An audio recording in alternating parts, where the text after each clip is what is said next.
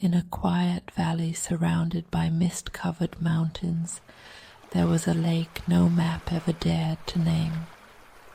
The villagers called it the Still One, for its waters never rippled, even in the fiercest winds. No birds flew over it, and no fish ever broke its surface. It was said that the lake held a mirror at its deepest point, one that showed not your reflection, but your true self. Many feared it, for who dares look upon their true nature?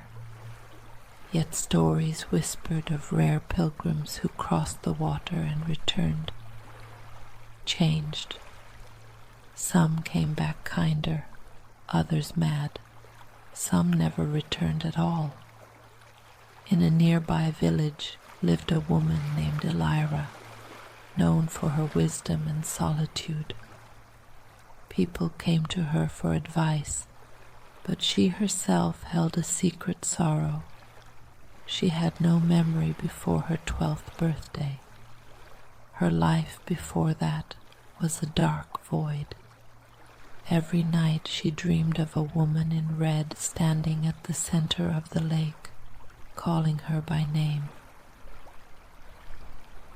One evening, as the sun dipped behind the cliffs, Elra stood at the lake's edge. She had resisted the calling for years, but that day something inside her shifted, not a longing, but a readiness.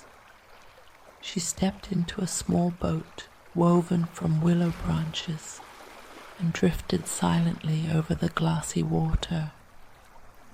The journey was disquieting. The water reflected not the stars, but scenes of her life she had long forgotten, or perhaps had chosen not to see. Her cruel words to her sister, the joy she'd once felt in another woman's failure, the hunger for admiration beneath her humility. She reached the center of the lake, where the water shimmered like silver.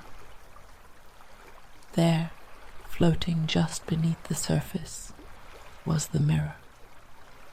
It was not made of glass or metal. It looked like water frozen mid-breath. Elra leaned over. Her face did not appear. Instead, a small child stared back at her, frightened, wild-haired, hiding in a cupboard, whispering, "Don't find me. Please don't find me." The image shifted. A man's hand, a belt, the child's body curled like a fern. Then, darkness again. Elra fell backward into the boat, shaking. All her meditations, her studies, her good deeds, they had grown from a garden whose soil she never dared till. Her life had been a defense, not a journey. She looked again. This time the mirror showed her own face, aged, tired, but softer somehow. Behind her stood the woman in red, no longer distant. Elra whispered, "Who are you?" The woman answered not in words, but through a flood of memory. She was Elra's mother, lost to madness, drowned in the very lake Elra now floated upon. Her final act had been to place the child in a boat and push it across the water, hoping someone, anyone, would raise her better than she could. Tears ran down Elra's cheeks, not of pain, but recognition. For the first time, she saw not just who she had become, but the story she had never told herself. The lake began to ripple. Something impossible was happening. The water was warming and frogs began to croak from the shore.